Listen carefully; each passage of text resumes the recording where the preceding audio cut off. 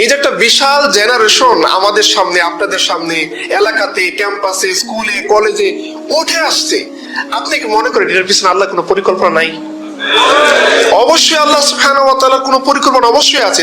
যে জেনারেশনটা আমার পিতা আর জেনারেশন পেল না, আমার দাদা এরকম একটা জেনারেশন পেল না, আমি পেলাম না কলেজে থাকতে, স্কুলে থাকতে, এই যে এখন আমরা পাচ্ছি, এটার পিছনে অবশ্যই আল্লাহ সুবহানাহু ওয়া তাআলার কোনো একটা বড় পরিকল্পনা আছে। কিন্তু যদি আমাদের জেনারেশন, আমাদের এই যে অডিয়েন্স, আমরা যারা আছি, যদি আল্লাহ সুবহানাহু ওয়া তাআলা সেই পরিকল্পনাটা বাস্তবায়ন না করি, তাহলে আল্লাহ তাআলা কি আমাদের রাখবে না, পাল্টে দিবেন? আল্লাহর ওয়াদা কি? আল্লাহ বলছেন যে যদি আল্লাহ তাআলা তোমাদেরকে অপছন্দ করেন, এমন কওমদের রিপ্লেস করবেন যারা তোমাদের মতো অপদার্থ হবে না। কাজে আমরা কি অপদার্থ হতে চাই না আল্লাহর কর্মী হতে চাই? কিন্তু সেটার দৃষ্টান্ত কি? ফেসবুকে 10টা স্ট্যাটাস দিয়ে গরম করে ফেলা। দেখেন, আপনি স্ট্যাটাসের সত্যিকার অর্থে এখানে যারা আছেন, যে ফেসবুকটাকে জীবনের একমাত্র কর্মক্ষেত্র মনে করেন, আপনি আজকে বিপদে পড়েন, আপনি পোস্ট দিলেন যে আমার পিতা মারা গেছে, 1000 স্যাড রিয়েক্ট থাকবে, 1000 জনের মধ্যে 10 জন এসে আপনার পিতার লাশ কাঁধে নিবে না। That's the reality. আমাকে পিতার এই রিয়েলিটি আপনি বাদ করতে পারবেন না। তাহলে আপনি যে গ্ল্যামার পান ফেসবুকে, যে আমাকে লাইক দিয়ে 5000 মানুষ, আপনি বিপদে পড়েন, ওই 5000 জনে 5 জনে এসে বলবে না যে আমি ভাই গুলি মারার আগে আমার বুকে মারতে, আমার ভাইকে তুমি মারতে পারবে না। বাট সাহাবায়ে কেরাম, তাদের জীবনে এই যে সো-কল্ড গ্ল্যামার অনেক কম ছিল, কিন্তু সাহাবায়ে কেরামের কথা একটা আমাদের পূর্ববর্তী আমাদের শ্রদ্ধা আলেম বলে গেলেন যে জাস্ট একজনের জীবন বিপন্ন হয়েছে, এরকম একটা কথা আসে রাসূলুল্লাহ সাল্লাল্লাহু আলাইহি ওয়াসাল্লাম বরদাস্ত করেন না। এবং সাহাবায়ে কেরাম জিজ্ঞাসা করছে যে তোমরা যে সেদিন বায়াত নিয়েছিলা, কিসের বায়াত নিয়েছিলা? তখন এক শব্দে বলছিলেন, মৃত্যুর বায়াত। যে যতক্ষণ না উসমানকে আমরা উদ্ধার করব, যতক্ষণ না উসমান হত্যার বদলা নিব, ততক্ষণ আমরা এখান থেকে জীবিত ফেরত যাবো না। হয় আমরা তার হত্যার বদলা নিয়ে যাব, আর নয়তো আমরা আল্লাহ তাআলার জন্য এখানে জীবন দিয়ে যাব। দেখেন, তাহলে আমরা গ্ল্যামার চিন্তা করি যে খুব তাকবীর, হ্যাঁ, খুব খুব খুব মজা লাগবে, কথা একটু গরম গরম ভাব হবে, কিন্তু গরম গরম ভাব নিয়ে আমি কি হয়ে যাব? বাসায় গিয়ে হারাই যাব। তো এরকম গরম ভাবটা আমার জীবনে কোন কাজে লাগবে? এই গরম ভাব দিয়ে একটা ভাপা পিঠা বানানো যাবে না। এরকম অপদার্থ গরম ভাব দিয়ে একটা ভাপা পিঠা বানিয়েও আপনি খেতে পারবেন না। সেটা দিনের খেদমত অনেক পরের কথা। কারণ দিনটা শুধুমাত্র গ্ল্যামার দিয়ে চলে না, দিনটা শুধুমাত্র ভার্চুয়াল লাইফে লাইক কমেন্ট দিয়ে, স্যাড রিয়েক্ট দিয়ে, লাভ রিয়েক্ট দিয়ে এটা দিন চলে না। দিন ভিন্ন একটা জিনিস।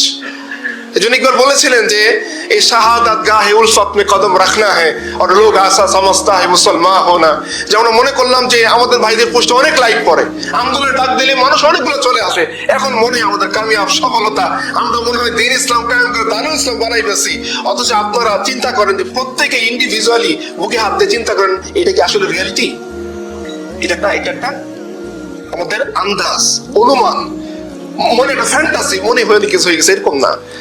সাহাবায়ে কেরাম অনেক বলেন পৃথিবীর মধ্যে সবচেয়ে শ্রেষ্ঠ জেনারেশন কারা? বাদাল আম্বিয়া, আম্বিয়াদের পরে সবচেয়ে শ্রেষ্ঠ কারা? এই ব্যাপারে কারো কোনো ডাউট আছে? কিন্তু সাহাবায়ে কেরাম যে এই যে উঠে আসছেন, তাদের উঠে আসার প্রচেষ্টার মধ্যে কষ্ট ছিল কি ছিল না? কোরবানি ছিল কি ছিল না? তাদের হাতের ভেতরে সন্তানের লাশ নিয়ে কাঁদা দৃশ্য ছিল কি ছিল না? মা তার সামনে তার সন্তানকে রিমান্ডে নিয়ে হাত পা টেনে ছিঁড়ে ফেলার ঘটনা ছিল কি ছিল না? আল্লাহ রাসূল সাল্লাল্লাহু আলাইহি ওয়াসাল্লামের মতো শ্রেষ্ঠ, যার তুলনা আগে পরে কারোর সাথে নাই, আল্লাহ রাসূল সাল্লাল্লাহু আলাইহি ওয়াসাল্লাম, আল্লাহ তাআলার পরে যাকে আমরা সবচেয়ে শ্রদ্ধা করি, তার নাম কি? মুহাম্মদ রাসূলুল্লাহ সাল্লাল্লাহু আলাইহি ওয়াসাল্লাম। তার চাচা আব্দুল মুত্তালিব, হামজা ইবনে আব্দুল মুত্তালিবের লাশ নিয়ে মহামানুষটা কাঁদছেন কি কাঁদেন না? আমাকে বলেন। আল্লাহ রাসূল এমন ভাবে কাঁদতেছেন, আল্লাহ তাআলার বরদাস্ত হয় নাই। তিনি জিবরিলকে পাঠিয়েছেন, যাও তুমি গিয়ে আমার হাবিবকে সান্ত্বনা দিয়ে বলো তার চাচা রক্ত বৃথা যায়নি, আমি আসমানে লিখে দিছি হামজা আল্লাহ তাআলার সিংহ, আপনার রাসূলের সিংহ, যাও বলে দাও। তাহলে এই দৃশ্য কখন সান্ত্বনা দেওয়ার প্রয়োজন পড়ে? যখন মানুষের হৃদয় ভেঙে চুরমার হয়ে যায়, যখন দিল দুমড়ে মুচড়ে যায়, যখন আর কোথাও আমরা আশ্রয় খুঁজে পাই না, তখন আল্লাহ তাআলা আমাদেরকে আশ্রয়ের জন্য বার্তা নাজিল করেন, রহমত দেন, সাকিনা নাজিল করেন। যখন দুনিয়ার আর কোনো মেডিসিন, কোনো আশ্রয়, কোনো ঔষধ, কোনো স্ত্রী, কোনো বন্ধু আমাকে দিতে পারছে না, যে জিনিসটা ওইটা আল্লাহ তাআলা দিয়ে দিচ্ছেন। তার চিন্তা করেন, রাসূলুল্লাহ সাল্লাল্লাহু আলাইহি ওয়াসাল্লাম ফতে মক্কা যাওয়ার আগে, ওই কালেমার পতাকা ওড়ানোর আগে, কালেমা বাস্তবায়ন করার আগে কতটা কষ্টের সাগর পানি দিয়ে তাকে ওইখানে যাইতে হয়েছে। সেই কষ্টের সাগর পানি না দিয়ে ওইটার জন্য প্রিপারেশন না রেখে মনস্তাত্ত্বিক ভাবে ইমানের শক্তিতে, দিনের শক্তিতে, ইডিওলজির শক্তিতে বলিয়ান না হয়ে জাস্ট ফেসবুকে স্ট্যাটাস, কমেন্ট, ভিডিওর ভিউ কত হয়েছে, আমার চ্যানেলে সাবস্ক্রাইব কয়টা হয়েছে, লাইক কয়টা পড়ছে, মিলিয়ন অফ ফলোয়ার্স, এগুলো দিয়ে কোনো কিছু আসবে না, কিছু আসবে না। আপনি দেখেন যে আপনার চেয়েও ফলোয়ার বেশি এই সমস্ত আপনাদের সামনে যারা আপনাদের আইডল বলে যাদেরকে, ওদের ফলোয়ার আপনার আমার চেয়ে বেশি ছিল না? শেখ হাসিনার পেজের ফলোয়ার আপনার চেয়ে বেশি না কম? আপনার যে কাওয়া কাদরের ফলোয়ার আপনার চেয়ে বেশি না কম? কিন্তু তারা যখন বিপদে পড়লো তার অনুসারী যাদের কোনো কাজে আসছে? তারা কি মুহাম্মদ রাসূলুল্লাহ সাল্লাল্লাহু আলাইহি ওয়াসাল্লাম অনুসারীর মধ্যে বলতে পারছে?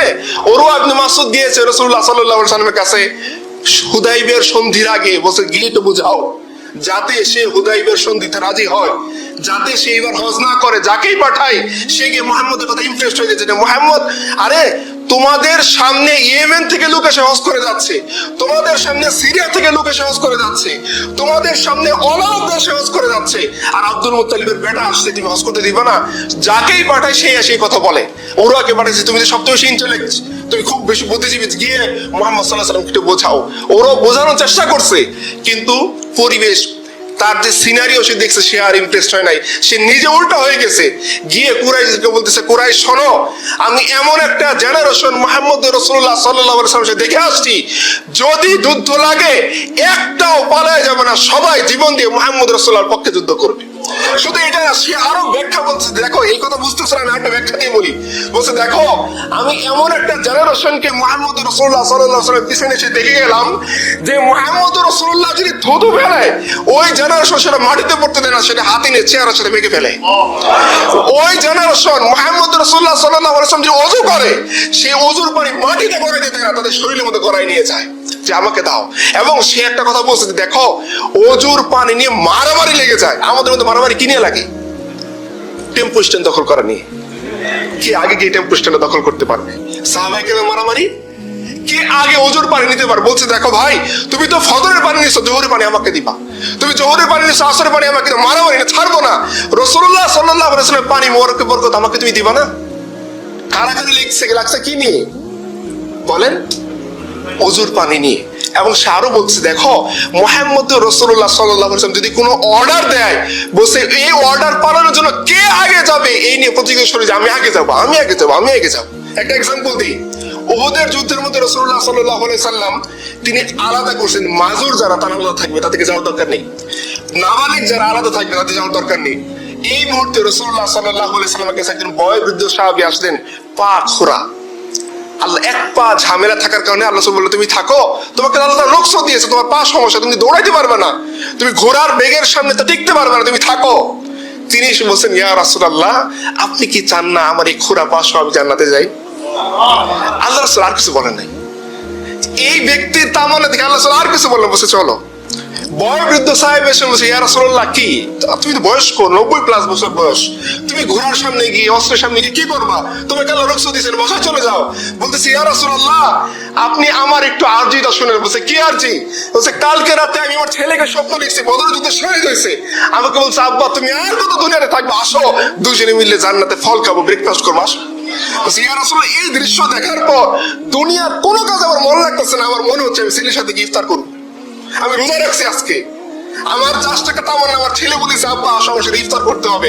ইয়া রাসূলুল্লাহ, আমার এই কুচকারো চামড়া নিয়ে আমার ছেলের সাথে ইফতার করতে চাই, আমাকে নেবেন না? রাসূলুল্লাহ সাল্লাল্লাহু আলাইহি ওয়াসাল্লাম কথা বলা নিয়ে নিছে।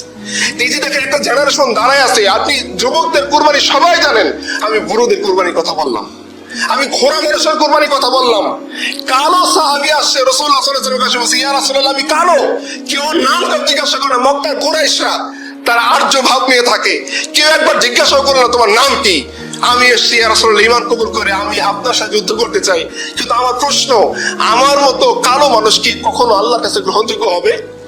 রাসূলুল্লাহ সাল্লাল্লাহু আলাইহি ওয়াসাল্লাম বলেছেন, দেখো ইসলামে অ্যাকসেপ্ট হওয়ার জন্য আল্লাহ সাদা এবং কালো রাখেন নাই।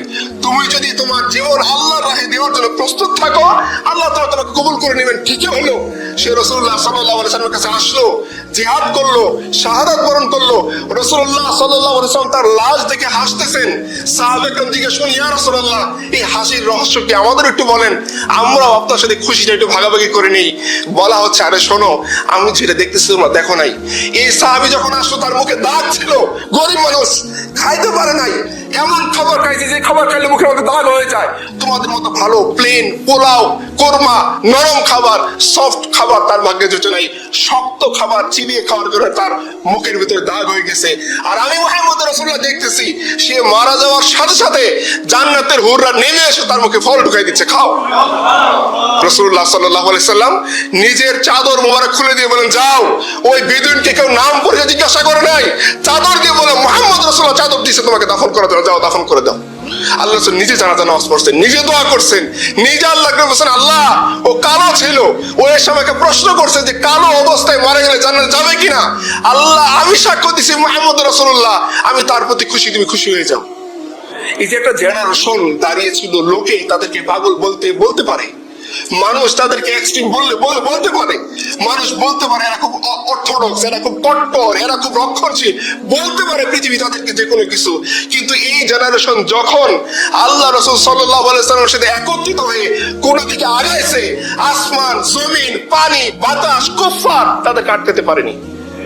প্রত্যেকটা শক্তি সাহাবায়ে কেরাম বলেন যে কোন দিকে গেছে আর দুনিয়া তাদেরকে আটকে রাখতে পারছে। আপনি এর কোন দিকের কথা বলেন। আফ্রিকাতে গেছে, আফ্রিকার বন জঙ্গল তাদেরকে আটকাতে পারে নাই। চীনে ঢুকছে, চীনের বাদশাহ সম্রাট তাদেরকে আটকাতে পারে নাই। পার্সিয়ান এম্পায়ারে ঢুকছেন, পার্সিয়ান এম্পায়ার দুর্ধর্ষ শক্তি তাদেরকে আটকাতে পারে নাই। ইয়েমেনে ঢুকছেন, ইয়েমেনের মানজারি তাদেরকে আটকাতে পারে নাই। রোম, হলি রোমান এম্পায়ার, যেটা আজ পর্যন্ত ওয়েস্টের কাছে গর্বের বিষয়, সে হলি রোমান এম্পায়ারে সাহাবা জামাতকে আটকাতে পারে নাই। কেন? ये दिन की काम बहुत ही आला खतर की है, मगर वो तो कर चुकी थी जो करनी है बशर की है। এই যে কবি বলছিলেন যে এই যে আমি আপনাদের সামনে যে দিনের কথা বলতেছি, যে ইডিওলজি, যে আদর্শ, যে ইমানের কথা বলতেছি, খুব কঠিন, কিন্তু মনে রাখবেন সাহাবায়ে কেরাম করে ফেলছিলেন যেটা তাদের করার কথা ছিল।